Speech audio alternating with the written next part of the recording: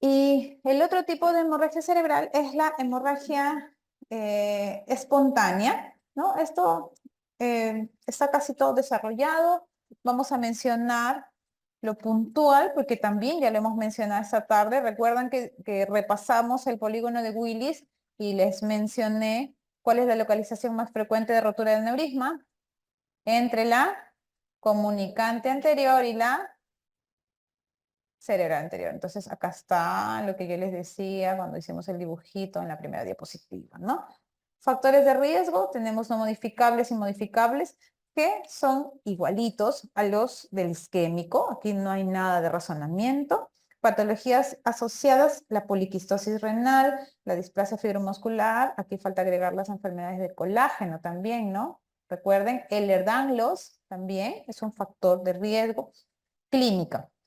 La clínica de un aneurisma se puede presentar antes de la ruptura y después de la ruptura, ¿no? Y esto a veces genera un poquito de confusión, porque algunos pacientes, ¿no? Llegan a consulta y nos dicen, doctora, yo tengo diagnóstico de aneurisma, pero me operaron y fui hospitalizado.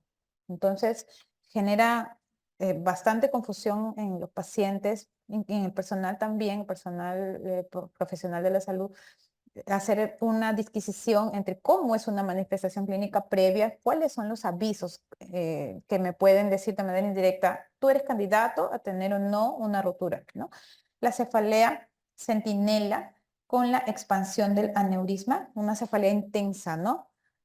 Parálisis progresiva del tercer nervio craneal. El tercer nervio craneal es responsable, recuerden, de la ptosis, ¿no? O del cuarto nervio craneal, aquí es nervio, ¿no? Par no, porque es ipsilateral, ¿no? Aneurisma de la carótida interna. En realidad, esto es más o menos relativo. Lo que se tiene que aprender de este párrafo es los nervios craneales que pueden estar alterados, que son el tercero o el cuarto. Defectos del campo visual, sí. El paciente puede cursar súbitamente con hemianopsias, cuadrantonopsias, ¿no? Etcétera. Eso sí, cuidado. Si un paciente tiene cefalea intensa, 10 de 10, aún no desarrolla la rigidez de nuca y tiene lesión del tercero, lesión del cuarto, pérdida de la agudeza visual, ojo, podría estar avisándome que ahí hay algo que puede romperse, un aneurisma. Entonces, cuando ya se rompió, la cefalea es ya explosiva, mucho más llamativa, es 10 de 10, ¿no? El peor dolor de cabeza de mi vida.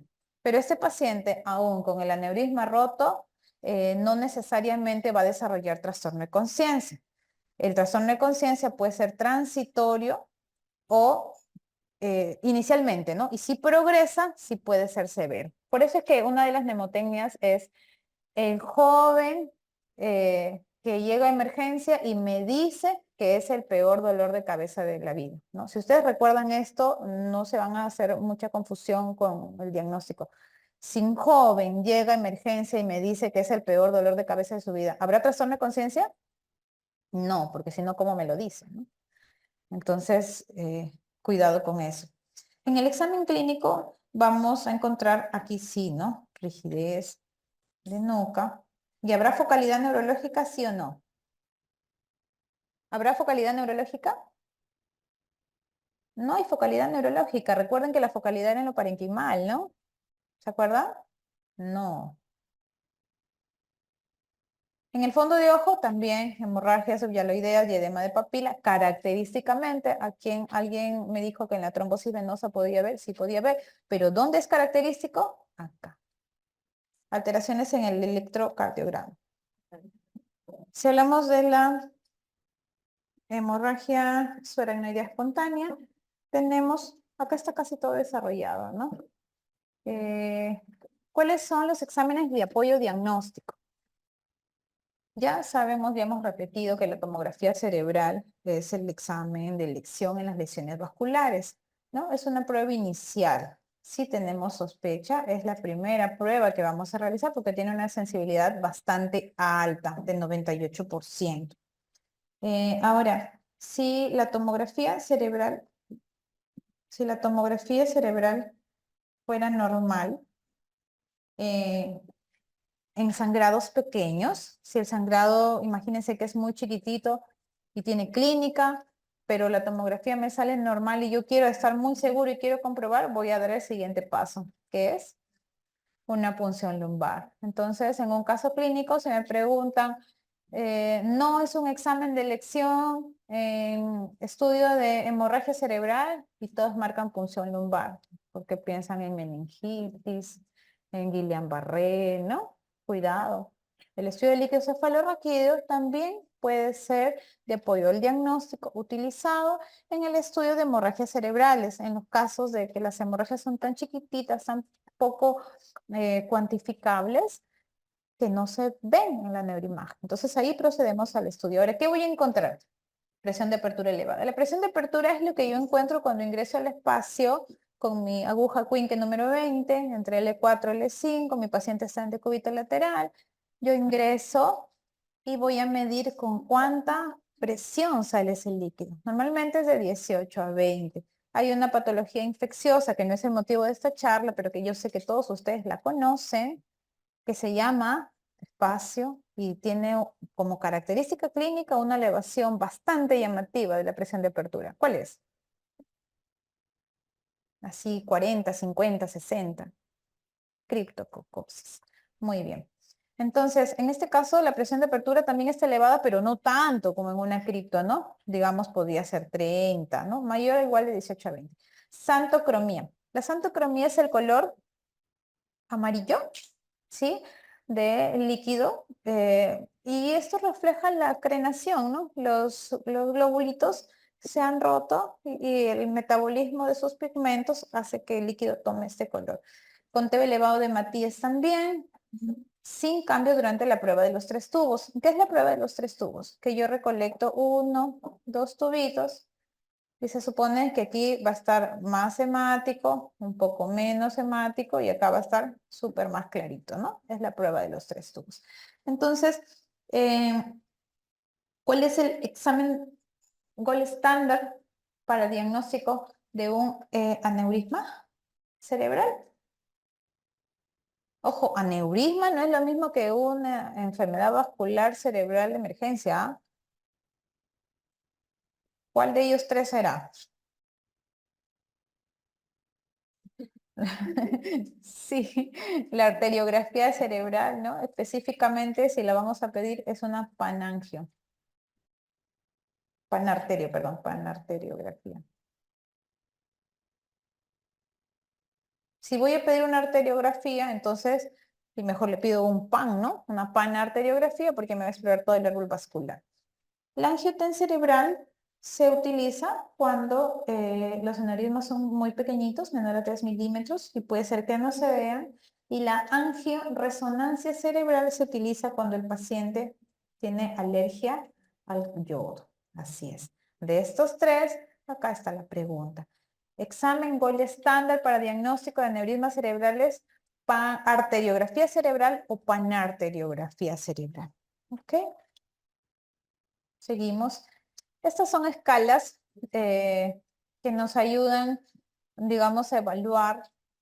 Uno es la aproximación clínica o el compromiso clínico en un paciente con sangrado una vez que yo ya comprobé con mi imagen o con mi estudio de litio cefalorraquídeo que evidentemente ese paciente tiene un sangrado, entonces yo me voy a escalar, ¿no? Como se darán cuenta, en neurología usamos bastantes escalas, ¿no? Entonces, la escala de Jung y Hess y la de Fisher son las más usadas. En la de Jung y Hess tenemos 5 grados en el cual evalúa el compromiso clínico. Entonces, la pregunta no va a ser para que ustedes coloquen qué grado según la escala de Jung y Hess, ¿no? Sino la pregunta va a ser ¿cuál escala usarías para evaluar el compromiso clínico? Y la respuesta es Jung y Hess. Y si hablamos de volumen de sangrado, o sea, esta es una escala imagenológica, igual que el aspect en infarto, es la escala de Fisher. En la escala de Fisher podemos ver en el 1 no se evidencia, ¿no? En este caso, por ejemplo, si es un Fisher 1, no vemos el sangrado claramente. ¿Yo qué puedo hacer acá? Que lo acabo de decir. Hago la punción lumbar. ¿Y qué espero encontrar? Presión de apertura elevada. ¿Qué más? Recuerden los 3 tubos que se van aclarando, santocromía, ¿no? Que refleja la crenocitos. Entonces, acá, por ejemplo, en el Fisher 1 que no se ve, puedo hacer una punción lumbar. En el Fisher 2, el sangrado es menor a 1 milímetro de profundidad. En el Fisher 3, el sangrado es mayor a 1 milímetro y en el Fisher 4 es bastante llamativo, ¿no? Ya es un hematoma parenquimal. Hematoma parenquimal y no es localizado, ¿no? Es difuso. Muy bien. ¿Listo? Y el tratamiento. Eh, eh, eh. Dentro del tratamiento tenemos tratamiento médico y tratamiento quirúrgico, como en todas las patologías vasculares cerebrales. Dentro del tratamiento médico tenemos los objetivos: mantener la presión arterial media mayor a 110 milímetros de mercurio o una presión arterial sistólica mayor a 160 hasta que el aneurisma sea tratado. Manejo sintomático. Pueden ser AINES, puede ser paracetamol endovenoso si es que tenemos. Los opioides no siempre van bien. Esto es un error que a veces se comete, ¿no? Paciente con cefalea y sangrado cerebral que llega con una cefalea 10 de 10, tramadol. Entonces, por ahí que cometemos un error. Los opioides no son la elección necesaria, ¿no? Hay que respetar siempre nuestra escalera del manejo del dolor. La glicemia, dice mantenerla por debajo de 200, mantener la hemoglobina entre 8 y 10, cabecera a 30 grados, evitar las maniobras de Valsalva. Eso es un tratamiento netamente sintomático, ¿no? Si tiene tos, le daré antitusígeno; si tiene náuseas, le daré diminuidinato, ¿no? Etcétera. Si tiene dolor, analgésico. Y valorar el riesgo quirúrgico. Esto pues por interconsulta a nuestros compañeros de neurocirugía, ¿no? La embolización mediante el uso de stent en el seno, en la zona más íntima del aneurisma, a través de un cateterismo, o quirúrgico, netamente un poco más, digamos, más cruento, con craneotomía y con clipaje. Complicaciones médicas. A la cabeza, la hiponatremia, ¿no? Como CIJAT. Hay una entidad parecida que hace referencia a la corrección rápida de sodio, que se llama mielinólisis pontina. Eso sucede porque se corrigen más de 12 miliequivalentes en 24 horas, ¿no? Evitar eso. Complicaciones neurológicas, la hidrocefalia. Hemos visto el sangrado. Esto es más frecuente, ¿no? Acá está. Mayor incidencia entre las 24 y 48 horas y a la semana. La prevención. ¿Cómo evito que un aneurisma resangre, perdón? Tratando el aneurisma, ¿no? No hay otra forma. Y el vasoespasmo, colapso, frecuente en la primera semana, entre la primera y la segunda, ¿no? Entre el cuarto día y el 12º día, con incidencia máxima entre el 6º y el 8º día. Prevención con calcioantagonistas, con nimodipino, mantener la volemia. Esto no ha sido muy preguntado, lo mencionamos porque igual es parte importante del manejo. Entonces, pasamos a los hematomas traumáticos, ¿no? Los hematomas traumáticos son de 2 tipos. Estos de acá son los epidurales y los media luna, los subdurales, ¿no? Si hablamos de los hematomas epidurales, tenemos que recordar que la arteria más frecuente es la arteria meningia media, ¿cierto? Meningia media. Recordemos también algo característico de los hematomas epidurales, el espacio lúcido o petit, ¿no? Espacio lúcido, que hace referencia a ese pequeño lapso en el cual el paciente recobra la conciencia, está muy bien, luego nuevamente cae, ¿no? Es como que un lapso, un puente entre el trastorno de conciencia que se llama espacio lúcido. Cuando esto sucede, es probable que nos estemos enfrentando a un caso clínico referente a un hematoma epidural, ¿cierto? La tomografía cerebral es sin contraste, siempre vamos a observar un lente media luna, un lente biconvexo, Em, nada más, ¿no? Y si hablamos del hematoma subdural, la etiología, ¿cuál será? Vasos venosos profundos, ¿no? Los vasos venosos profundos. Acá habrá espacio lúcido en el hematoma subdural. Inicia con cefalea. Hay focalidad neurológica. Y tiene evolución temporal, ¿no? ¿A qué me refiero con esto? Un hematoma subdural puede ser diagnosticado en la fase aguda, subaguda o crónica, ¿no? En la fase aguda, subaguda, el hematoma se va a ver así como lo ven acá, hiperdenso, blanquito, recién sucedió. Pero ¿qué pasa si nosotros recibimos a este paciente después de un año, de 3 años? Este hematoma exactamente ya no se va a ver así blanquito, sino se va a ver negro, se va a ver hipodenso. Entonces, el diagnóstico sigue siendo hematoma subdural, pero cambia el apellido, ¿no? La temporalidad, hematoma subdural crónico o secuela de un hematoma subdural. Entonces, en base a lo dicho, la densidad de la lesión en sospecha de hematoma subdural es indicativo de un cambio de diagnóstico. La respuesta es que sí, ¿no? Si es blanco o es hiperdenso, es más agudo. Si es oscuro, es más crónico. En general, mientras más oscuro, más negrito, más antiguo es la lesión. Siempre, ¿ya? En lesiones vasculares.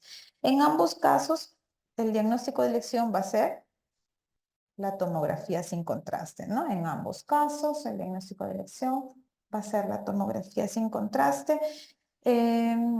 Y el manejo es médico y en algunos casos quirúrgico, ¿no? Para evacuación. ¿Cuál de los dos tiene mortalidad más alta? El subdural. El subdural tiene una mortalidad más alta con respecto al hematoma epidural, ¿no? Acá tiene una mortalidad del 10% y acá una mortalidad incluso del 50%.